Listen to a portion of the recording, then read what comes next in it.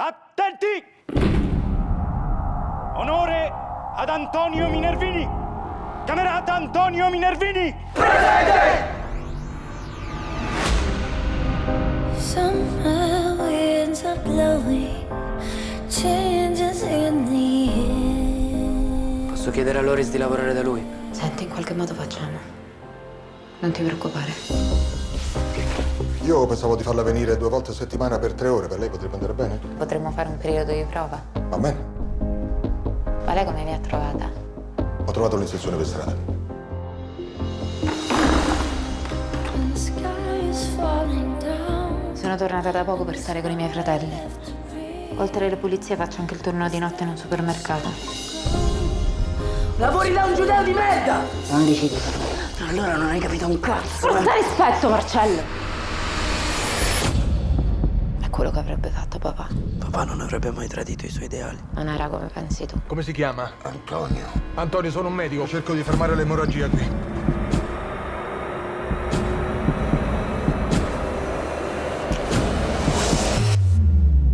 Suo padre com'era?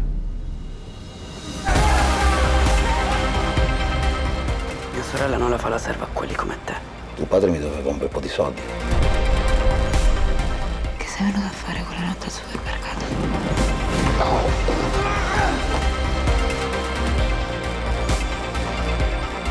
Ho paura.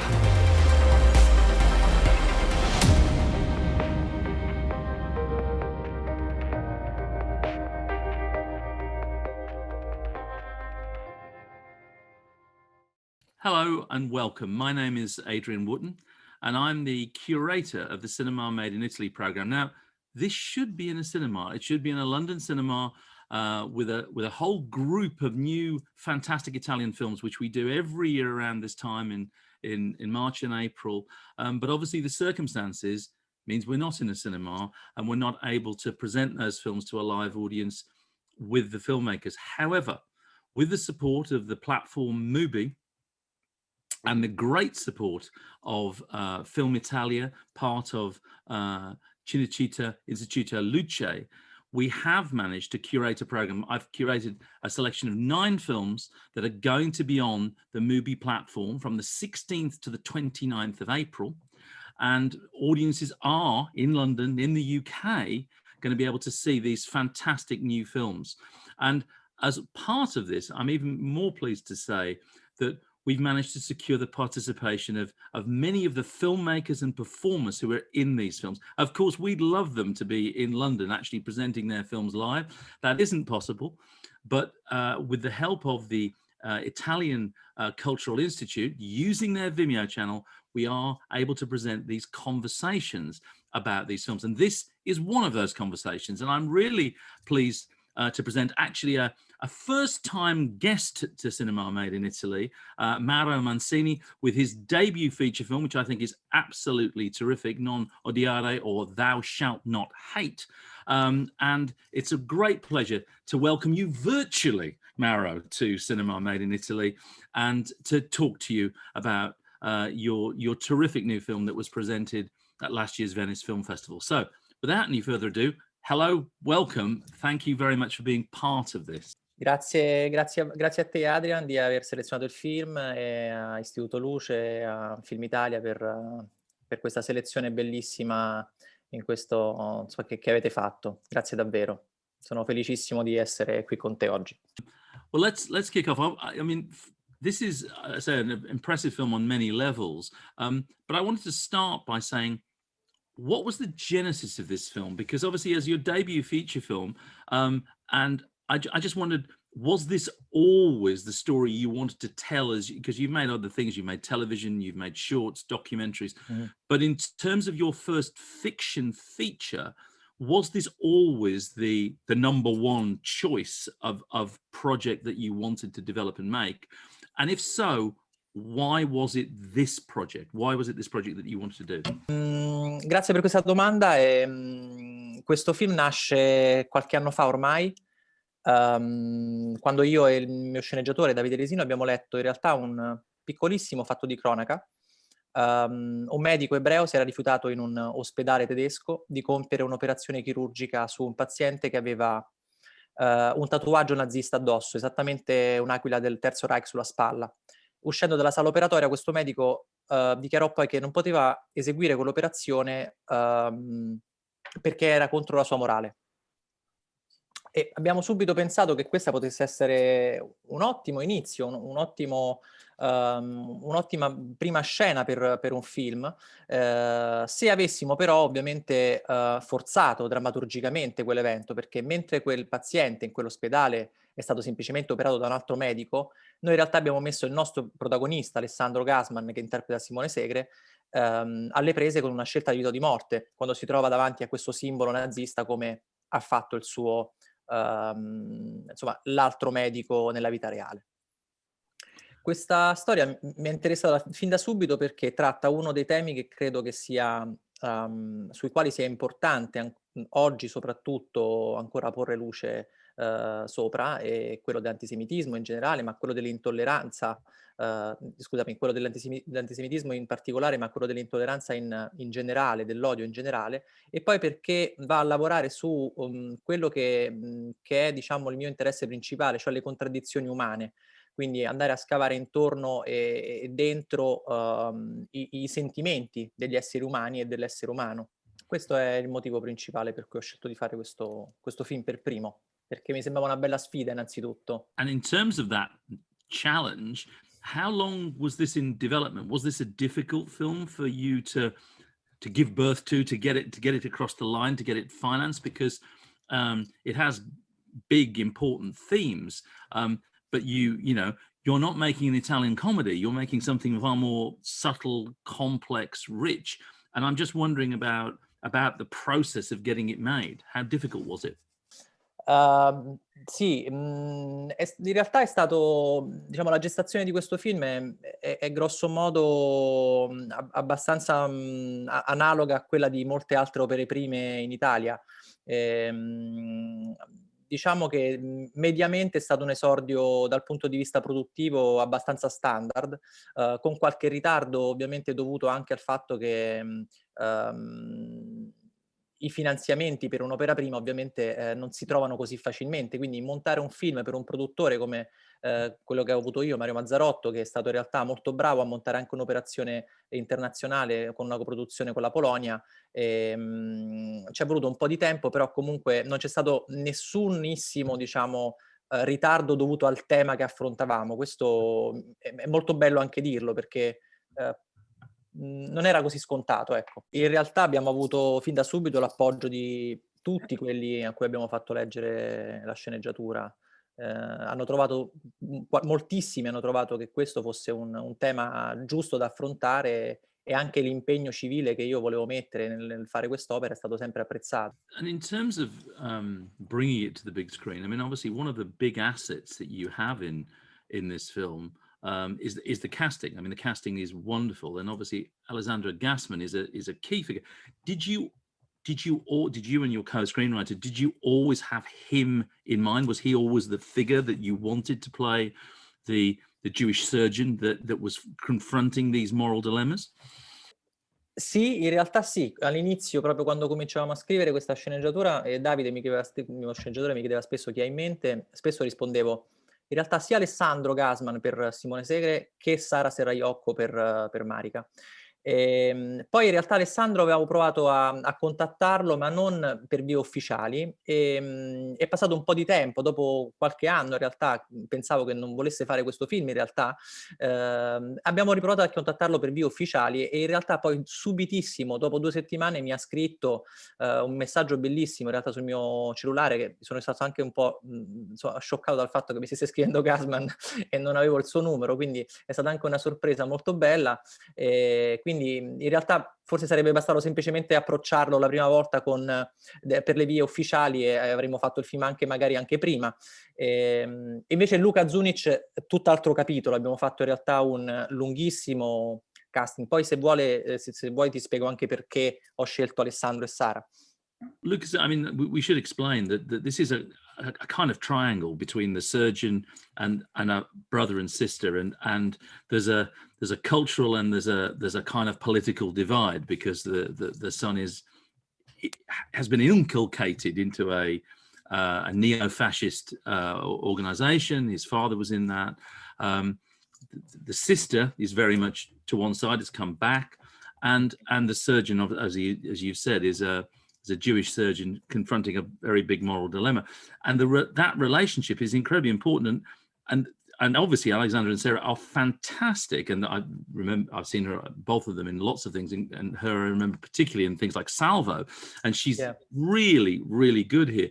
But I wasn't aware of Luca at all. And was that a long casting process? Did you see a lot of people to get him? Yeah, very long. Sì, abbiamo fatto un lunghissimo casting in realtà per trovare Luca, perché mentre Alessandro e Sara appunto ce l'avevo già in mente, quindi ero sicurissimo che sarebbero stati eccellenti per queste 2 prove.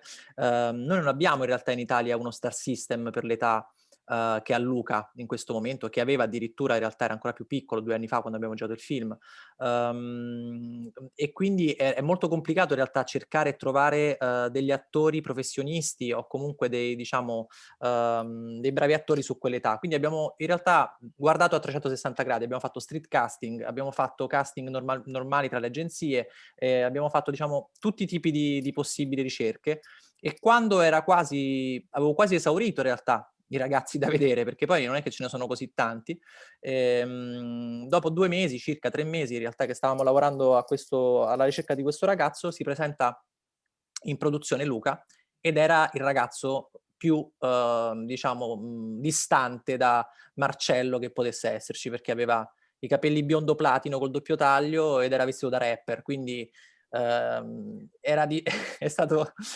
Però in realtà appena l'ho guardato negli occhi, ho pensato che potesse essere lui, se trasformato nella maniera giusta, e ho pensato speriamo che faccia un buon provino, perché aveva una strafottenza, se vuoi, giovanile, una presunzione, insomma, giovanile, però bella, cioè genuina, e d'altra parte e anche una fragilità che si vedeva, che emergeva. E quindi queste 2 cose mi hanno convinto che potesse essere lui. Poi ha fatto un bel provino, e il giorno dopo gli ho fatto fare subito il callback con Sara Seraiocco, che fortunatamente era libera. Il destino, perché Sara in genere è sempre occupata, quindi per il giorno dopo era invece libera, e quando li ho visti insieme ho detto ok, ci siamo, è lui, finalmente l'abbiamo trovato. È stata una piccola sfida quella di Luca, perché lui aveva recitato soltanto in un altro film e aveva in realtà 1 o 2 battute, quindi era abbastanza difficile anche, no, capire se poteva reggere un ruolo così lungo e così difficile.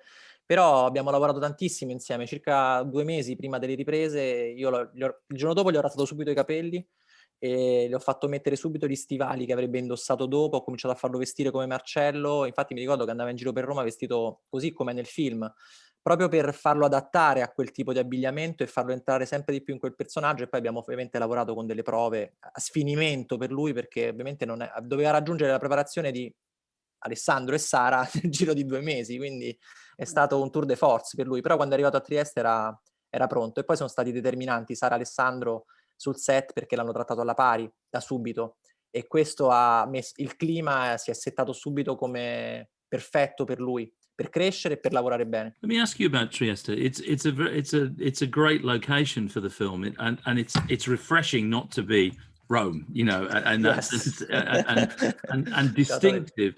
But why did you choose to make the film in Trieste? What drew you to using that locale? Because I think it's particularly evocative because there's so much night shooting in Trieste, and it really works very well. So could you talk about that? Sì, la scelta di Trieste, in realtà ho voluto fortemente questa città perché mi sembrava una città che avesse avuto a che fare tantissimo con la sostanza di cui parlavamo, con l'odio.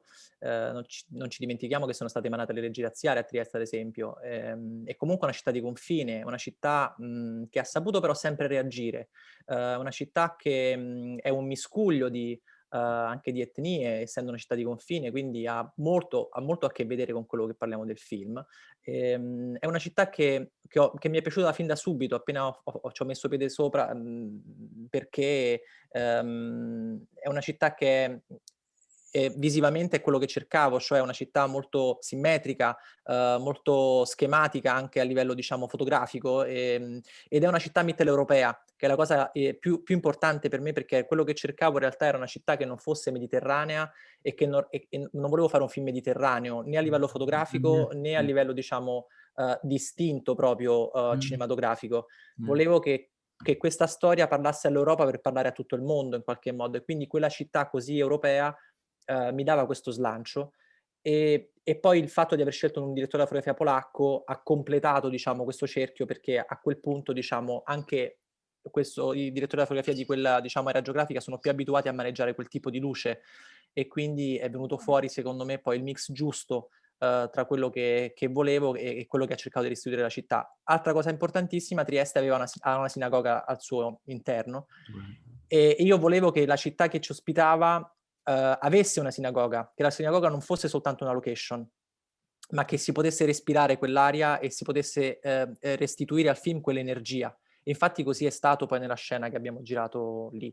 È stata la prima volta che hanno aperto le porte a una troupe cinematografica. Io ho dovuto penare molto per convincere il rabbino a farci aprire il portone centrale, perché non voleva, poi gli ho spiegato il motivo per il quale volevo fare entrare Alessandro da quella porta, perché non è così scontato, non è come nelle chiese, diciamo, cattoliche, cristiane, insomma, che si entra dalla porta centrale, si entra in realtà da un'altra porta in genere, quindi quella porta centrale viene aperta soltanto in alcune occasioni, quindi però ha capito il motivo per cui ci serviva avere Alessandro così piccolo sul fondo della sinagoga e questo spazio così grande che lo comprendeva, perché era una questione, diciamo, emotiva di quel personaggio, e quindi poi alla fine c'era aperto. Trieste è diventata un po' una seconda casa per me, è veramente stato amore a prima vista.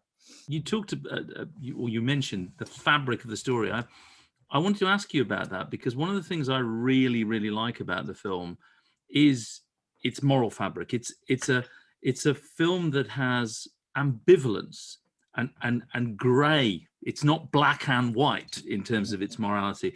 It could have been an outright thriller. You could have made it more of a genre piece, but you didn't. And I just wanted you to talk about that, because what I really like about the film is the depth of the characterizations and the fact that they're ambivalent. There's no right or wrong. There's different sides, but there's no right or wrong. And this film is very much, it seems to me, about reconciliation on both sides. Could you talk about how you managed to get that fabric, get that delicacy? Because as I say, it could have been a crime thriller. It could have been a far more strident, crude film, but it has a delicacy of its fabric, a delicacy of its tone. That's what I'm interested in. Can you talk about how you achieved that? Credo che in realtà tutto parte dal fatto che ci siamo fatti diciamo, molte domande all'inizio di questo racconto. Ci siamo messi nei panni dei personaggi il più possibile, e poi abbiamo capito una cosa essenziale, credo, che è quella ed è quella stata la cosa più difficile in realtà, perché io non sono neutrale per niente, quindi è stato molto complicato per me quello di togliere il pregiudizio che avevo nei confronti di questi personaggi. Parlo soprattutto del personaggio di Marcello, ad esempio, ma anche in realtà poi in quello di Simone, interpretato da Alessandro, e di Sara, perché non ci scordiamo che Sara in realtà è il punto di equilibrio di questi tre mondi.